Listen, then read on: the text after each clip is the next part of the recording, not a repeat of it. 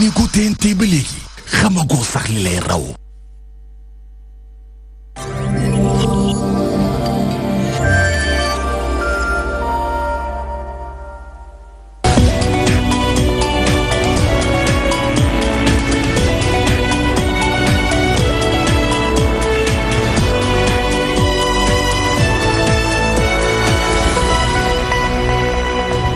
Bonsoir à toutes et à tous. Merci de nous suivre sur DTV, les titres de ce journal. Baccalauréat général, les premiers résultats au centre de l'université Hampâté-Bâ de Dakar assez satisfaisants. Le président du centre confie que chaque année, le taux de réussite augmente. Les nouveaux bacheliers croisés se disent soulagés et dédient leur réussite à leur famille. Plus de 1200 milliards de nos francs injectés au Sénégal par la Chine, des infrastructures routières, sportives et culturelles ont été réalisées grâce à cette coopération. Les professeurs Maïssa Babou et Khalidou Diallo invitent le gouvernement à diversifier ses partenaires. Sandiniéry, fief des Guinéens, la vente de fruits et légumes nourrit bien son homme. Cependant, beaucoup de ressortissants guinéens ont du mal à se procurer des papiers légaux. Qu'est-ce qui attire autant les Guinéens au Sénégal? Réponse dans ce journal. Et enfin, dossier de ce soir, nous irons à la découverte du métier d'entomologiste. Il s'agit de l'étude des insectes. Ces invertébrés représentent 80% de la biodiversité sur Terre. Nous vous plongerons au laboratoire de zoologie des invertébrés terrestres de l'IFAN.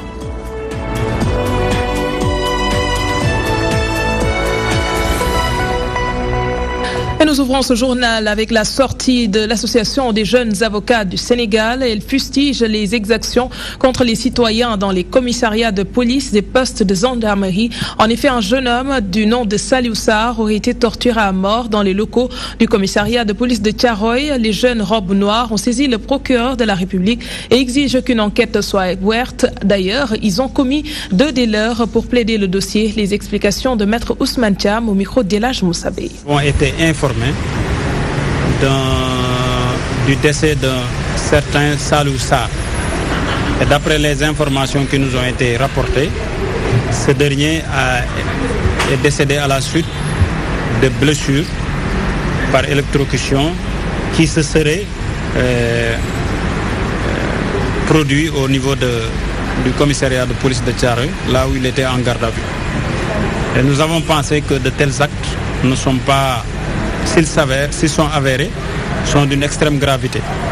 Et comme l'association des jeunes avocats est une association qui est chargée de promouvoir les droits de l'homme, entre autres, nous avons estimé de ne pas rester à fond face à de telles déclarations et de telles accusations. C'est la raison pour laquelle nous avons, après une réunion de bureau, pris une résolution pour interpeller M. le procureur de la République, qui est l'avocat de la société, comme on le dit, de se saisir de ce dossier, d'ouvrir une enquête afin que la lumière puisse être faite sur ce dossier et que les coupables de ces présumées tortures puissent être arrêtés et traduits devant qui de droit. Éducation à présent, les premiers résultats du baccalauréat général viennent d'être proclamés à l'université Hampâté-Bâ, un des centres témoins à Dakar. Une ambiance folle régnait sur place dans la matinée. Des cris de joie de certains bacheliers, de la tristesse pour d'autres. Les premiers cités dédient leur réussite à leur famille. Ils sont conscients qu'il leur reste du chemin à parcourir. Le président du centre, pour sa part, précise que les résultats définitifs seront communiqués dans les jours à venir. Voyons cela avec Ibrahim Fall. 11h45 au centre de l'université Hampâté-Bâ. Près de 2000 candidats dans l'attente du sésame qui leur ouvre la porte des études supérieures au centre témoin où le pourcentage de réussite évolue d'année en année selon le président du centre. Pour le moment, on n'a pas encore délibéré pour savoir quel est le pourcentage de reçus. Mais en général, ici, on tourne en moyenne autour de 40 et quelques pourcents. Tout le monde en place pour attendre la délibération. Des visages crispés, l'adrénaline monte et arrive le moment tant attendu. Jury 1212, numéro 200 442, Manuel Salvador Ezeno Avant. Au fur et à mesure de la délibération, certains candidats ne peuvent plus se retenir. Les larmes aux yeux, d'autres sont au sommet de l'extase.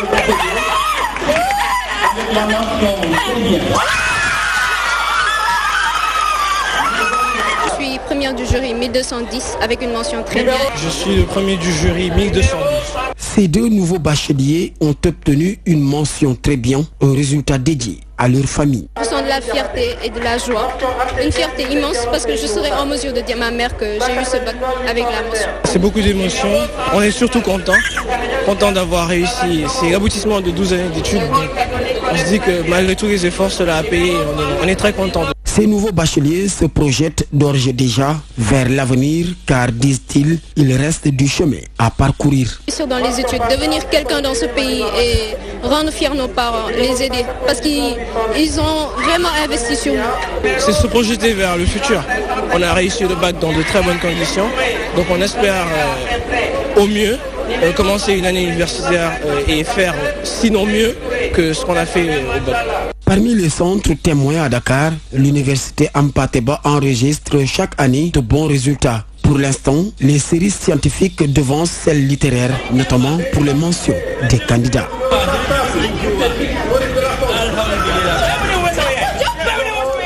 Et félicitations aux nouveaux bacheliers et du courage à ceux qui n'ont pas encore pu ou n'ont pas pu avoir le sésame. Le chapitre économique à présent, de 2005 à 2018, la Chine a injecté 1206 milliards de francs CFA au Sénégal. Cette coopération se reflète surtout dans le domaine des infrastructures routières, sportives et culturelles. Les professeurs Maïssa Babou et Khalidou Diallo louent le pragmatisme de l'empire du milieu. Ils soutiennent que notre pays gagnerait davantage à diversifier ses partenaires. Les éclairages d'Erwan Lebia. La récente visite du président Xi Jinping au Sénégal relance les débats sur la relation entre l'Empire du Milieu et le pays de la Teranga. La présence chinoise suscite en effet des sentiments contrastés. La Chine, contrairement à l'Europe, est un bon partenaire. La Chine n'est pas dans la conditionnalité des droits de l'homme, de la démocratie. La Chine, c'est une coopération douce. C'est vraiment venir faire son boulot et rentrer. Ce qui fait consensus, parmi les experts, c'est le pragmatisme de la Chine dans son attitude face au Sénégal. Pour Pékin, ce qui compte, ce sont avant tout les objectifs commerciaux. Voilà, pour un peu paraphraser Deng Xiaoping, peu importe la couleur du chat, l'essentiel est qu'il puisse attraper les souris. Mais pour l'essentiel, la Chine est l'essentiel de la coopération. C'est pour qu'il puisse avoir des intérêts économiques pour la Chine et pour les entreprises chinoises. Ce qui fait débat, ce sont les modalités particulières d'intervention de la Chine. Contrairement aux partenaires européens du Sénégal, la coopération sino-sénégalaise se concentre sur le commerce ainsi que sur des projets d'infrastructures concrètes. Et cette Chine-là a permis aux pays africains de disposer d'instruments, surtout au niveau des infrastructures, donc de disposer de ces infrastructures qui sont essentielles et que les budgets africains ne parviennent pas à financer. Il faut noter l'attention particulière que porte la Chine au Sénégal, qu'elle a sélectionné pour être l'un de ses 4 partenaires privilégiés en Afrique. Reste à savoir désormais si la République populaire de Chine tempérera son appétit pour s'inscrire dans une démarche de co-développement ou bien si elle se laissera emporter par sa soif de prédation. Intéressons-nous à présent à l'élaboration de la deuxième phase du plan Sénégal émergent couvrant la période 2019-2023. Le ministère de l'économie et des finances fait le point depuis le début de sa mise en œuvre. Le secteur privé national invite le gouvernement à privilégier les entreprises sénégalaises. Le directeur exécutif de l'UNACOIS Sall affirme que le privé national occupe une place importante dans le tissu économique du pays. Aladien s'est entretenu avec Elodie Guillot. Convié par le ministre de l'économie et des finances et du plan par rapport à la situation du PSE, par rapport à une première phase qui s'est déroulée en 4-5 ans et qui vient de finir et qu'on prépare en tout cas les perspectives pour les 5 prochaines années. En tout cas en tant que secteur privé, remarquez qu'il y a de fortes récriminations à l'endroit du PSE. C'est quoi? C'est que tous les marchés sont affectés aux entreprises étrangères. Alors qu'il y a un secteur privé sénégalais qui se cherche, qui a les moyens, qui a noué des partenariats avec des hommes d'affaires étrangers et qui mérite en tout cas d'occuper sa place au niveau des grands travaux, des grands chantiers de l'État. Si je prends l'exemple en tout cas du train express régional, il y a 5 lots. Il y a un lot qui a échappé, je ne dis même pas au Sénégal, mais à tous les Africains. C'est le lot qui consiste à, en tout cas, construire des wagons. Ça, nous n'avons pas cette expertise. Donc, ce lot a été affecté aux Français. Alors, nous souhaitons quand même que l'État sache qu'il y a un secteur privé fort, que nous sommes capables de relever des défis et que nous avons pu nouer des partenariats avec des hommes d'affaires étrangers dans divers pays du monde, en commençant par la Russie, en commençant par la Pologne et la France. Alors, rien ne nous empêche en tout cas d'avoir ces grands travaux et en tout cas les bénéfices des acteurs du secteur privé sénégalais resteront au Sénégal. Nous changeons de registre. Le comité restreint d'application du Code de la presse vient d'élaborer 5 textes qui devront accompagner son application. Entre autres questions abordées par le comité, le fonds d'appui à la presse, l'organe de régulation et la création des écoles de journalisme. Le coordonnateur du comité confie que l'harmonisation de ces différents textes contribuera à un meilleur fonctionnement de la presse. Code Ndiaye nous en dit plus. Le processus d'application du Code de la presse suit son cours avec l'élaboration des textes. Ces décrets et arrêtés devront conduire à la mise en œuvre de la loi portant Code de la presse. Si le Code de la presse renvoie à une loi, à 9 décrets et à 6 arrêtés, il fallait également prendre en charge ces questions. Mais dans le travail qui a été fait par le comité de rédaction, il n'était pas question de rédiger à chaque fois qu'on a renvoyé un texte ou une loi, ou un décret, ou un arrêté. Nous avons fait de façon rationnelle un travail qui a permis de regrouper. Donc jusqu'à avoir une seule loi, 2 décrets et également 3 arrêtés.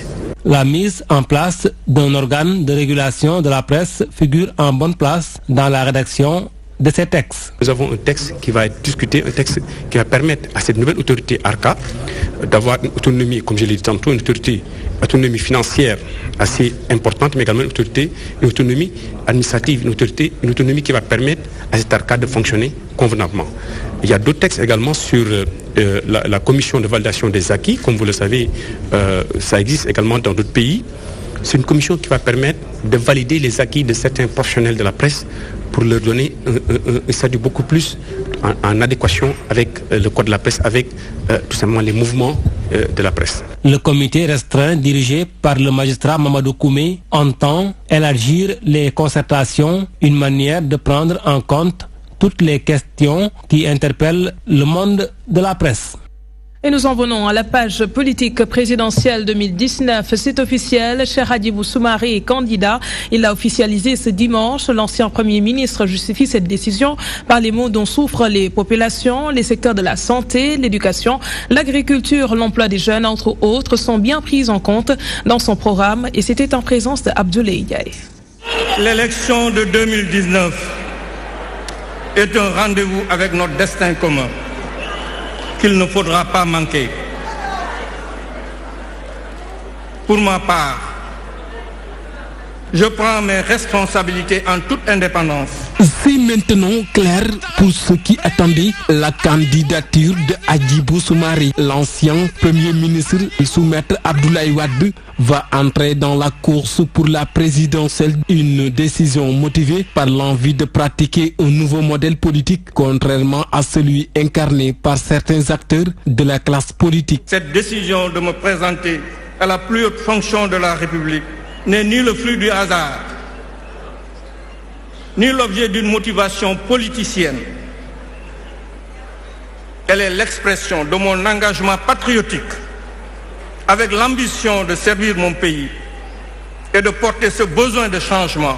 Parmi ces changements figurent en bonne place les problèmes sociaux, de l'éducation à la santé, en passant par l'emploi des jeunes. Aucun secteur n'est laissé en rade. Je m'engage pour un Sénégal de dignité et d'espoir, où chacun est en mesure de manger à sa faim, de se loger décemment, de se soigner et de s'éduquer. J'invite les fonctionnaires de mon pays à défendre avec moi notre droit à une administration dépolitisée, au service exclusif du citoyen. L'ancien Premier ministre mobilise déjà ses troupes. Le nouveau monde ne sera pas construit par ceux qui restent à l'écart, les bras croisés, mais avec ceux qui sont dans l'arène, disait Nelson Mandela Madiba. Le leader du Parti Démocratie et République invite les militants et sympathisants à bâtir un Sénégal nouveau. Démocratie et République. Vive le Sénégal, vive l'Afrique. Le leader de Démocratie et République a tenu à éclairer la lanterne des Sénégalais sur les rumeurs d'un plan B du PDS. Cheikh Hadjibou Soumaré confie qu'il n'est le plan B d'aucun parti. Toutefois, il réitère tout son respect au secrétaire général national de cette formation politique et interpellé sur l'indépendance de la justice. L'ancien Premier ministre compte y apporter des solutions. D'ailleurs, il déclare qu'il ne sera pas le président du Conseil supérieur de la magistrature une fois élu à la tête du pays. Voici Cheikh Hadjibou Soumaré.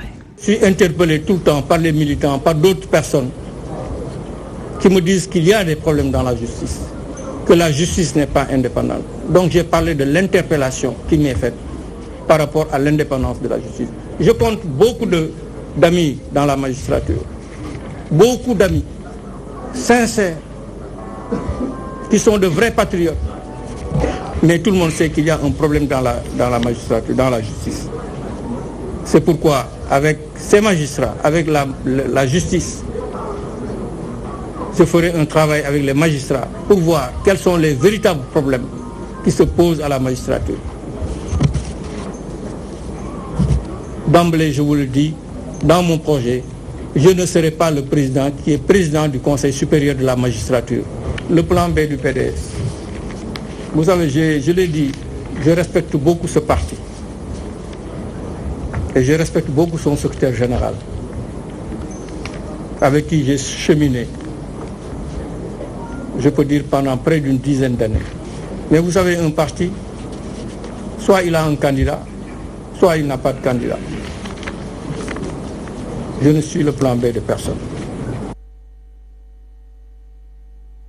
À présent, la série de visites dans les foyers religieux du Sénégal, l'opposition a été reçue par Serigne Mountakha Bassirou Mbacké. À sa sortie d'audience, le porte-parole du jour revient sur le contenu de l'entretien exclusivement axé sur le processus électoral et les prémices de troubles qui se profilent selon elle à l'horizon. Mamadou Diop Decroix s'exprime au micro d'Elash Modogueye. Nous ne parlons pas de la démission du ministre de l'Intérieur. Nous disons que le ministre de l'Intérieur ne doit pas organiser nos élections.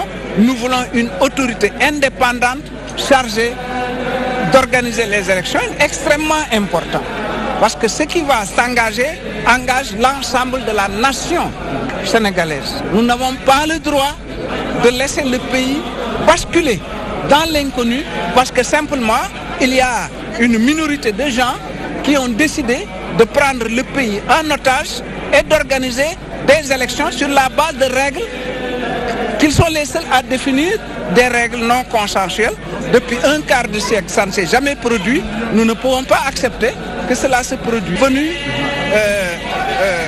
exposer cela au khalife général des Mourides pour que, comme nous lui avons dit, c'est notre docteur.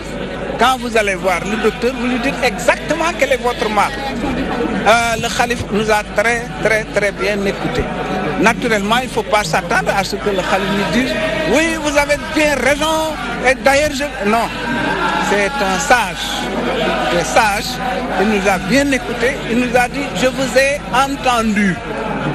Et il a prié pour nous, il a prié aussi pour le pays. Et parallèlement, la coordination de l'APR et l'association des maires de la mouvance présidentielle se réjouissent du ralliement de Modou Diagne Fada à la majorité pour la réélection de Macky Sall en 2019. En assemblée générale à Darou Mousti, ils ont profité de l'occasion pour demander à l'État de redoubler d'efforts afin de terminer certains chantiers de l'arrondissement de Darou Mousti. Leur porte-parole à Bossal est au micro de nos correspondants sur place. L'assemblée générale a noté avec satisfaction l'arrivée, le ralliement de Fada Diagne dans la mouvance présidentielle. Cependant, l'Assemblée générale demande à toute la coalition qui était déjà présente ici dans cette commune de Darou Moussi et qui a dans l'arrondissement de Darou Moussi et qui a remporté les élections législatives, les dernières élections législatives, de se tenir prêt pour mener à nouveau la campagne pour que le président Macky Sall puisse remporter dès le premier tour les élections présidentielles. Nous avons aussi, l'Assemblée a pris une deuxième résolution sur la situation de l'arrondissement par rapport aux projets qui sont en train d'être déroulés.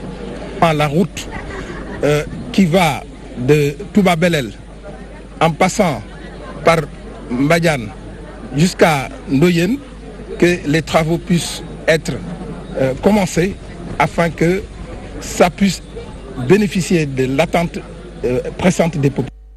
C'est en titre, Dakar est devenu depuis quelques années une des principales villes d'émigration des peuples ouest-africains en général et des Guinéens en particulier. À Sandiniéry, nombreux sont ceux qui se lancent dans la vente de fruits et légumes, une activité qui nourrit bien son homme selon ces Guinéens. Cependant, beaucoup d'entre eux, par négligence, peinent à se procurer des papiers légaux.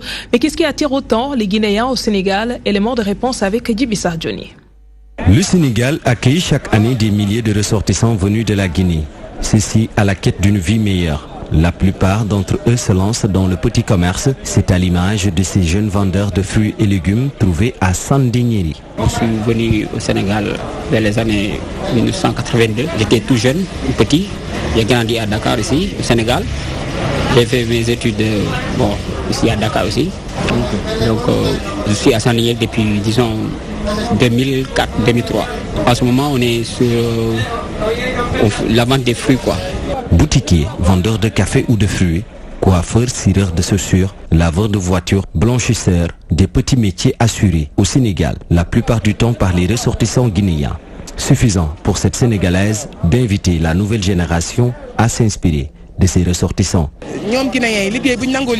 Ces Guinéens sont des travailleurs, mais vous savez, au Sénégal, les jeunes banalisent les petits métiers alors qu'il n'y a pas de sous-métier. J'invite les jeunes à s'inspirer de leur abnégation et leur dévouement dans le travail. Comme pratiquement tout étranger, les Guinéens peinent des fois à se conformer à la règle. Une situation reconnue et analysée de manière objective par ces fils de la Guinée. C'est nous-mêmes qui sommes foutus parce qu'on n'amène pas les enfants quand ils sont nés. On ne fait pas les démarches nécessaires pour avoir les papiers, quoi. Paul Fouta, Undreng, des sobriquets souvent attachés au cou de ces ressortissants, une moquerie bien acceptée par la quasi-totalité d'entre eux qui considèrent en toute honnêteté que le pays de la Teranga est la terre promise des Guinéens.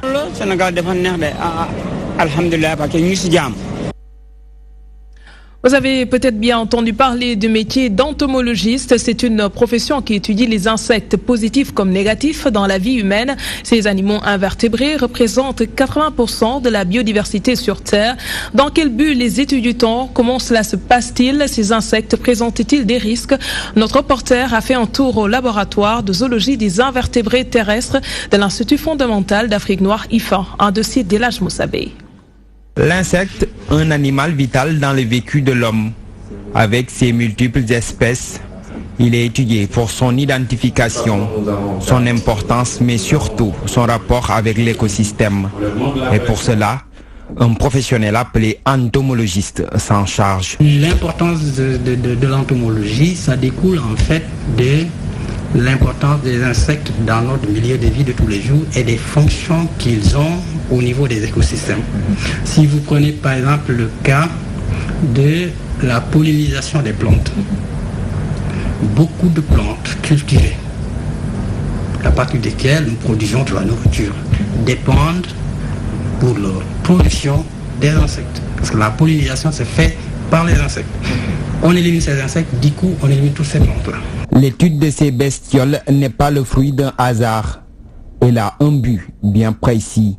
Pour pouvoir bénéficier de ces aspects positifs, nous devons connaître les insectes, voir dans quelle mesure on peut préserver, on peut améliorer cet aspect, cette relation positive qu'on a avec les insectes. De l'autre côté, c'est un aspect négatif, c'est une relation négative. Ils peuvent être des ravageurs de culture, ils peuvent être des vecteurs de maladies. Ça aussi, pour lutter contre ces insectes, il faut connaître son ennemi. C'est dans ce laboratoire de zoologie et des invertébrés de l'IFAN que le spécialiste exerce sa passion. Ici, on y trouve une salle de collection référentielle, la plus grande en Afrique, après l'Afrique du Sud et le Zimbabwe. Des milliers d'insectes y sont sauvegardés. On capture l'insecte au niveau, soit dans le biotope, etc. On va les étaler, orienter les parties mobiles de l'insecte, soit les ailes, les antennes, etc., de façon à ce que ça soit esthétique, ça soit visible, les traits caractéristiques doivent être pour la morphologie doit être très bien dégagée, comme les antennes, etc. Et là, on va les sécher dans une étuve. Après séchage, ces insectes vont être rangés, toujours pour la conservation sec. Ces insectes vont être rangés dans des boîtes entomologiques. Quand on décrit une espèce, on lui donne un nom. Et ce nom-là, il est valable pour tout le monde. Vous soyez chinois, arabe ou tout ce que vous voulez, le nom scientifique, il reste le même pour tout le monde. L'entomologie, un métier laborieux qui nécessite des recherches approfondies sur les insectes. Des insectes qui souvent peuvent causer des nuisances à ces professionnels. Les insectes représentent 80% des espèces décrites sur cette planète-là. Donc toutes ces espèces-là, on va dire que quelle est l'espèce à laquelle je suis allergique ou pas. C'est par le contact qu'on se rend compte qu'il y a cette allergie-là. Cette allergie, on peut la retrouver chez d'autres. Ça peut être des plantes, ça peut être autre chose. Donc ça, c'est des choses qu'on peut rencontrer souvent. Il n'y a rien à faire. Dès qu'on le constate, on l'évite tout simplement. Il n'y a pas que les professionnels qui évoluent dans ce laboratoire. Des stagiaires, la plupart des doctorants s'y activent dans le cadre de leur documentation, dans des domaines tels que l'entomologie agricole et médicale. Nous recherchons des moyens de lutte contre ces termites-là par l'utilisation de micro-organismes entomopathogènes. Et qui dit entomopathogène dit un micro-organisme qui a la capacité de tuer un insecte. Une recherche sur les vecteurs de maladies qui s'appelle leishmaniose. C'est un parasite qui est transmis par les phlébotomes. Malgré toutes les potentialités que présente le métier d'entomologiste, la profession souffre au Sénégal. Quand on veut effectivement développer l'agriculture dans ce pays, on ne peut pas oublier dans la conception des programmes et des projets le volet entomologiste. C'est pas possible. Quand on parle de recherche, c'est des problèmes auxquels on essaie de trouver des solutions. Les autres difficultés, c'est le nerf de la guerre, c'est le financement, c'est l'argent. Il y a aussi les ressources humaines. Parce qu'aujourd'hui, au niveau de la DPV, on aurait dû avoir un nombre important d'entomologistes et aussi d'autres spécialités, mais surtout d'entomologistes. Des moyens conséquents dans l'équipement, le financement, la méthodologie, entre autres, demeurent les principales attentes de ces entomologistes pour mener à bien leur passion.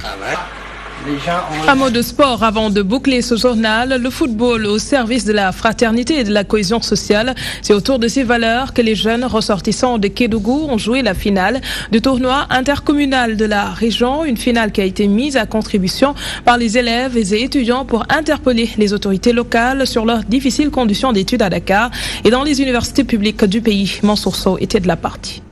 Stade Iba Mar Diop, point de convergence des Kédouans à Dakar. Autour du ballon, les 19 communes de la région de Kédougou jouent le match de la fraternité. C'est une façon de jouer, mais aussi certainement une façon de continuer et de maintenir le brassage entre les étudiants, de maintenir la cohésion sociale entre les étudiants pour que demain l'unité puisse prospérer entre tout le monde. Voilà un peu le message du maire et que je porte à l'endroit de ces étudiants pour leur manifester sa reconnaissance totale vis-à-vis de ce parrainage-là et les féliciter à œuvrer dans la dynamique pareille aussi. Le football est un moyen d'union. Et dans ce moyen d'union, quant au tournoi, ça se passe plutôt bien. Il y a une participation massive de l'ensemble des communes de Kédougou qui sont arrivées aujourd'hui à un stade de la finale qui oppose la commune de Kédougou